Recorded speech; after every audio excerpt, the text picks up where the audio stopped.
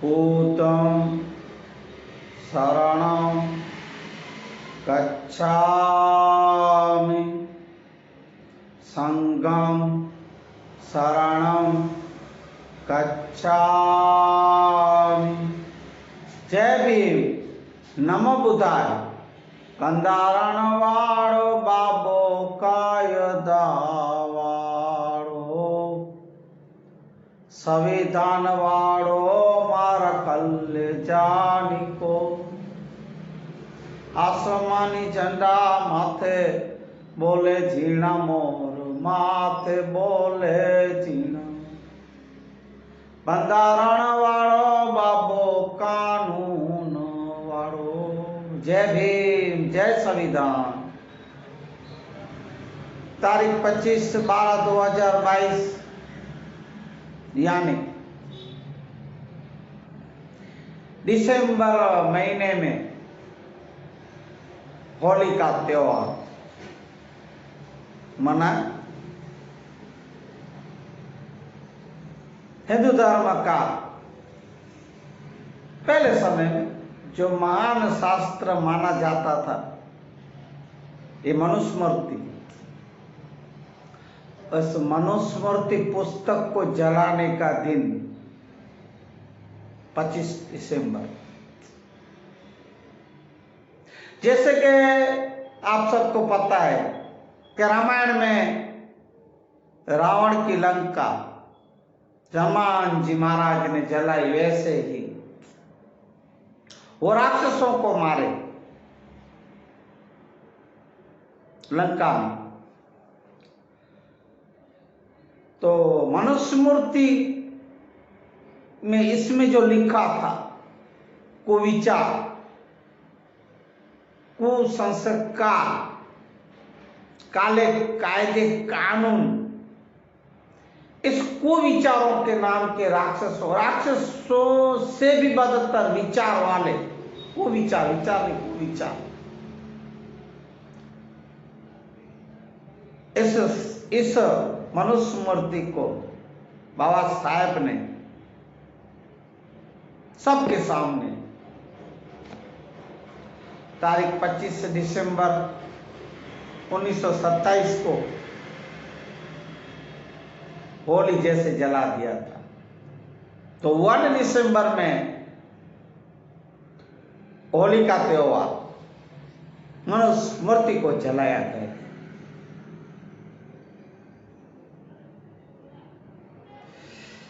इसमें राक्षसों से भी खराब और बदतर अत्याचार, कुकर्म, अधर्म करने वाले विचार थे, कुविचार थे। सो आप लोग ने पढ़ा होगा, जाना होगा, फिर भी मैं मेरी वाणी को शुद्ध पवित्र करने के लिए बोल रहा हूं आपके पास, तो थोड़ा सा सुने। जो कि ये सिर्फ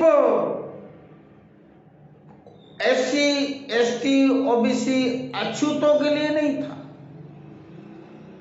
सर्वधर्म मनुष्य मात्र स्त्री पुरुषों के लिए था। आप खुद जो जिसको जो हिंदू धर्म में मानते हो या जो भी धर्म, आप ये नहीं समझना ये सबके लिए मनुस्मृति में जो ये काले कायदे कानून लिखे थे स्त्री पुरुषों के लिए, अछूतों को गुलामी से छुड़ाना, पीड़ितों को, वो तो सब ठीक, वो बात तो थी बाबा की मुख्य बात। पर इसमें हर एक को आज के समय में आपको ये सब अगर मनुस्मृति होती तो आप खुद नहीं स्वीकारते। सुने आप मुख्य बातें। पहले तो बाबा साहब ने क्यों जलाई ये अपन बात करेंगे। एक तो अछूतों को, पीड़ितों को गुलाम बनाना, ताड़ित करना, अत्याचार पापाचार करने, स्त्रियों के लिए भी अपमानित एक अंदर जो शब्द लिखे गए हैं वो वो क्यों जलाए बाबा ने? तो वैसे भी देखो भाई, मैं सिर्फ आप समझो कि मैं जय भीम बोलूं, नहीं, मैं जय भीम जय सिया राम पहले भी बोला है। दोनों बातों को लेके, दोनों को नाम और काम को लेके मैं आगे बढ़ रहा हूं। कोई एक धर्म या एक कोई समाज के लिए नहीं बोल रहा हूं। मैं हर एक देशवासियों को, नागरिक को, महिला पुरुषों को फायदेमंद की बातें जो जो होगी सो करूंगा। गलत होगा वो तो मैं बोल नहीं वाला हूं भाई। तो आप तो सुनिए, सुनिए।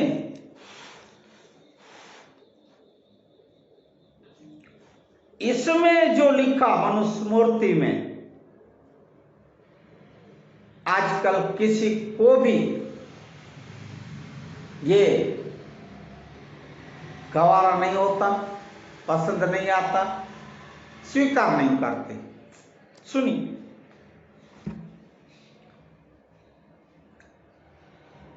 ये जो शास्त्र है, क्षमा करें, ये जो पुस्तक है मनुस्मृति,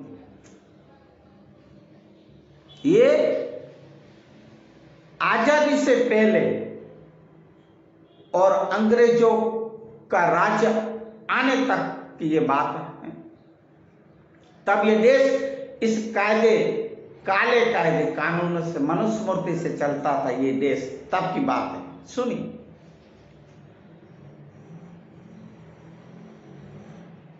उस समय से 4 वर्ण ये समाज के लोगों के किए गए। कौन से? ब्राह्मण, क्षत्रिय, वैश्य और शूद्र। इसमें ब्राह्मण तो ब्राह्मण, बस हम ही बड़े, हम सबसे ऊंचे, ये बातें थी। ये इनकी विचारधारा। भाई वैसे वो काम धंधे करें, भरण पोषण करें। क्षत्रिय वो भरण पोषण करके रक्षा करें। और शूद्र इन तीनों की सेवा करें। नीची जाति शूद्रों को कहा जाता। सो आप सब जानते हो, मुझे ज्यादा बोलने की कोई जरूरत नहीं। अब पर ये जो है, जिसमें एक बेकुबार बर्तन बनाएंगे, भरवाड़ पालन पोषण, पशुओं का पालन पोषण, दूध घी पहुंचाते थे। कुंभार मट्टी के घड़े बर्तन बना के देते थे। वाणंद अपना काम नाई करता था, कण भी अपने काम, अपने अपने जो जो वो सब काम जो जो करे, इस ब्राह्मणों की सेवा करे, ऐसा ये सब तीनों नीचे बताए गए हैं। तब की बात है। मनुस्मृति आप पढ़ लेना अगर मिले कहीं से आपको तो। अछूतों को नगरी में से भगा दिया गया था, अस्पृश्य माना जाता था।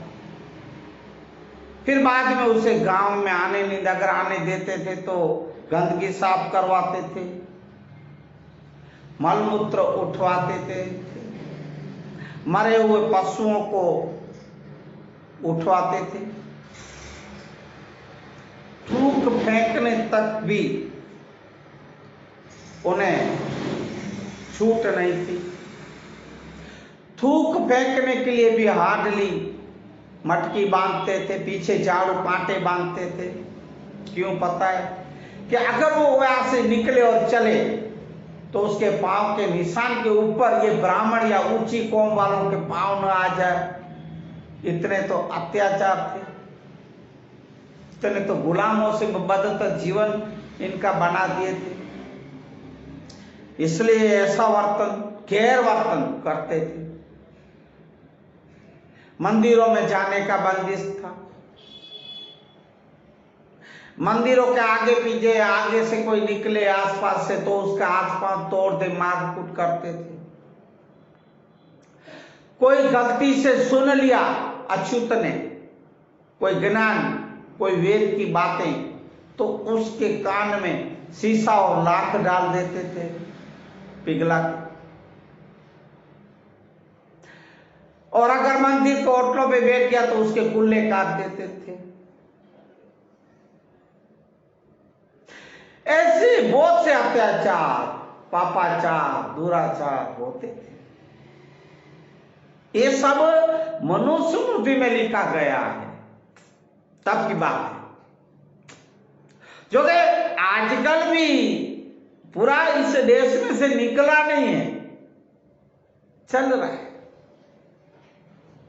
अभी कुछ ऐसे लोग हैं, मनुवादी भी हैं, ऐसे ब्राह्मण भी हैं, ऐसी सोच, गंदी सोच वाले भी हैं, ऐसा गैरवर्तन करने वाले।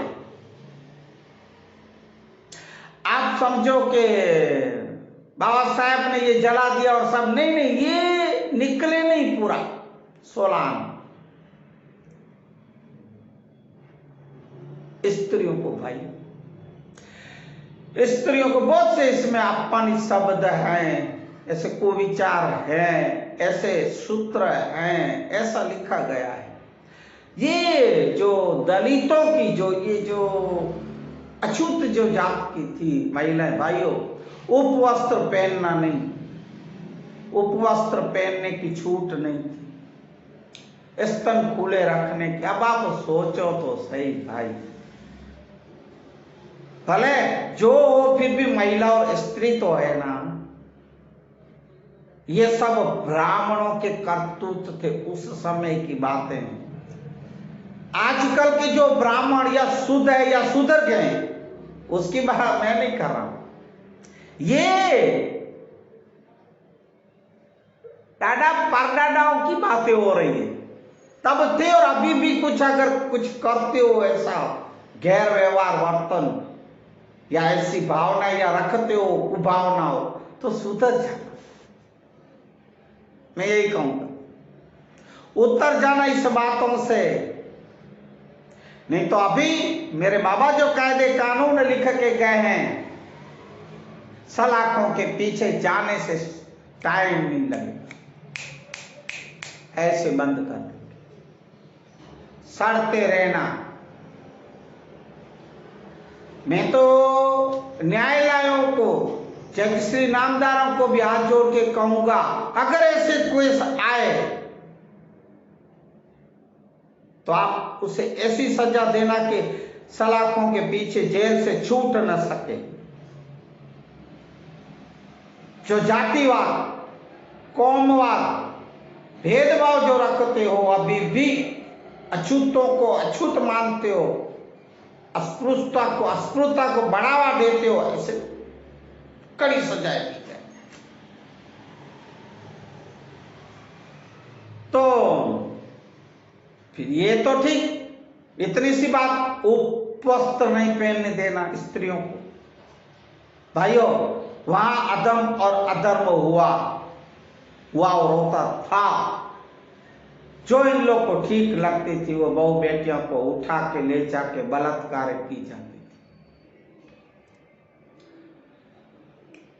सो इस देश में तभी की बात तो थी, अभी भी मैंने पहले भी सत्संग इसमें बोला है कि अभी भी ऐसे दुराचार, पापाचार, अत्याचार हो रहे हैं। इसलिए जो जो इस देश के रक्षक हैं वो कड़े कायदे कानून बनाए, कड़ी सजाएं दे और इनकी तब आंखें खुलेगी तो आगे बढ़ेंगे। अब मैं जनरल, ये एक तो बात हुई अछूतों की, पिछड़ी जातों की, दलितों की। अब मैं बात करूंगा मुख्य बात जो जनरल सबके लिए है, सबको ये भाएगी नहीं बात। तब थी, हाँ भाई, मनुस्मृति में एक, सुनिएगा, सब सुनिएगा, सिर्फ SC, ST, OBC ये सब नहीं, सब महिला, स्त्री, पुरुष, नागरिक, इस देश के वासियों को मैं कह रहा हूं, सुनिए। मनुस्मृति में ये लिखा है, ये जो कुछ भी है देश में, माल मिलकत धन दौलत फलाने ठीक सब ब्राह्मण के। अब देखो ब्राह्मणों के हैं, मनुस्मृति में लिखा है। और ब्राह्मणों को विशेष संपत्ति एक हक दिया गया, छीनने का, कमाने का पता नहीं, कमा के खाए लेकिन क्या क्या। अब सुनिए, वो तीनों वर्णों से, कौन से? क्षत्रिय वैश्य और शूद्र से संपत्तियों को छीन सकते हैं, मनुस्मृति। दूसरा, जो मांस नहीं खाएगा, अब देखिएगा ये ब्राह्मण कह रहे हैं, मनुस्मृति कह रही है, जो मांस नहीं खाएगा तो 21 बार पशु योनियों में जन्म लेगा। अब ऐसे तो कितने डरावने, कितने ऐसे लिखे तो अब पढ़ना तो सही मनुस्मृति। डरावने, समाज को डरा देने का और खुद का ही हुक्म जमा के रखने का, ऐसा था। सिर्फ एससी ओबीसी नहीं है, एसटी, तीनों वर्णों के ऊपर उसकी संपत्ति छीन सकते हैं। बोलो। पांचवा, अछूत जाति को छूने पर जितने बार भी छू जाए तो बार बार स्नान, क्या चिपक जाते, दाग लग जाता था, कोड़े उपड़े उठते थे, ये था। और ब्राह्मण चाहे अयोग्य हो तो भी न्यायाधीश बनाया जाएगा। लो सुनो, सोचो। और अभी भी ऐसा कुछ हो रहा है देश में,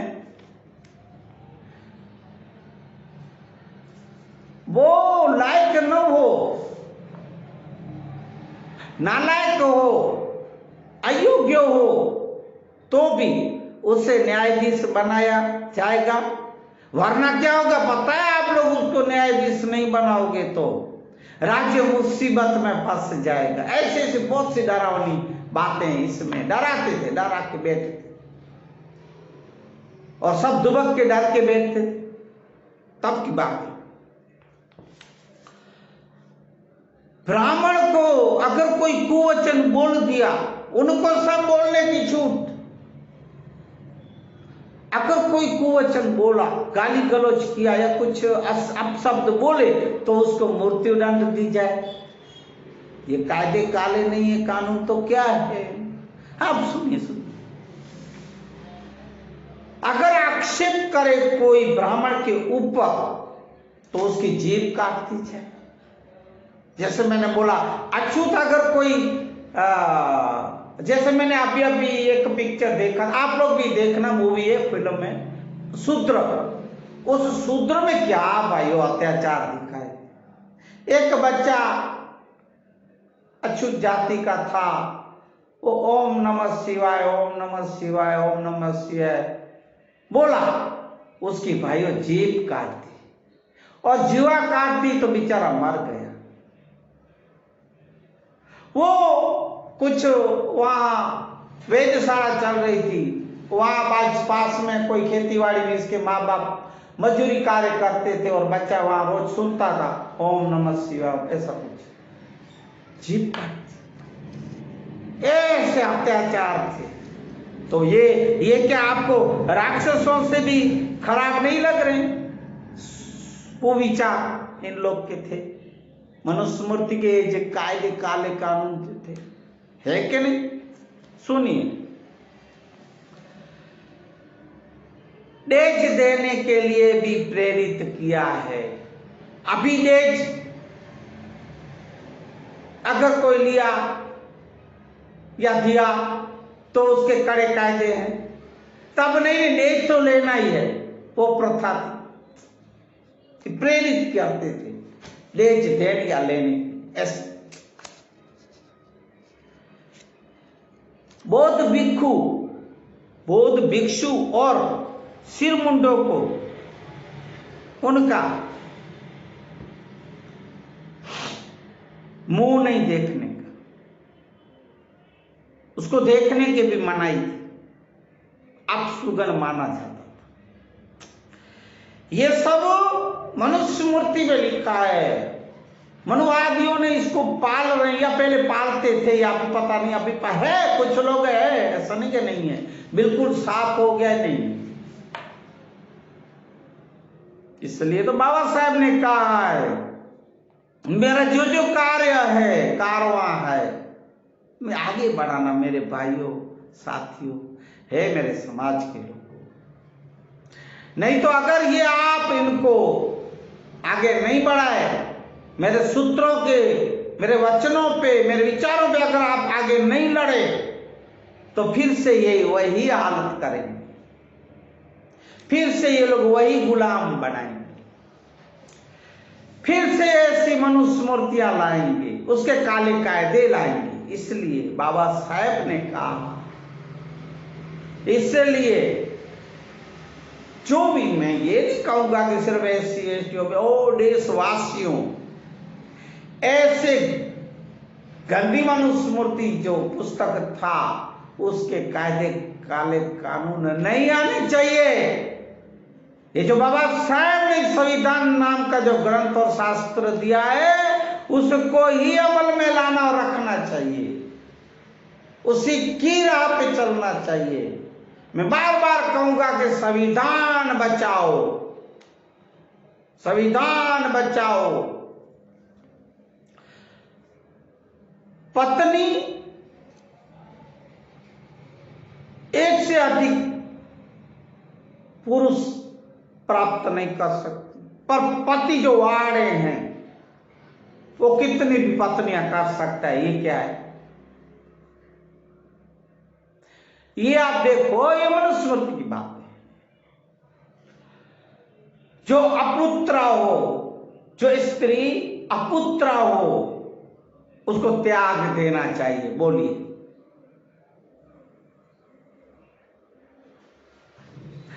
जो पत्नी है, जो स्त्री है, वो आजादी की हकदार नहीं है। अब बोलिए, आजकल कोई चलने देगा ऐसा? आजकल की स्त्री या पत्नियां या महिलाएं चलने देगी, करने देगी? सवाल ही नहीं। आप देख रहे हो कहां पहुंच गई महिलाएं, स्त्रियां, बहन बेटियां, कहां? आकाश में पायलट बन के उड़ने लगी है। इससे भी कितने और कितने आप देखो, सेना दल में, आर्मी, नेवी, लश्कर, कहां कहां मेरी बाप बेटी बेटियां पहुंची नहीं है। ये मनुस्मृति में ऐसा लिखा था। अगर पत्नी संबंध करने के लिए तैयार न हो, तो उसके मारपीट करना चाहिए, उसको दबा के रखना चाहिए, उसको अपने काबू में रखना चाहिए, ऐसा लिखा था। ऐसा होता है क्या? आजकल चलता है क्या ये सब?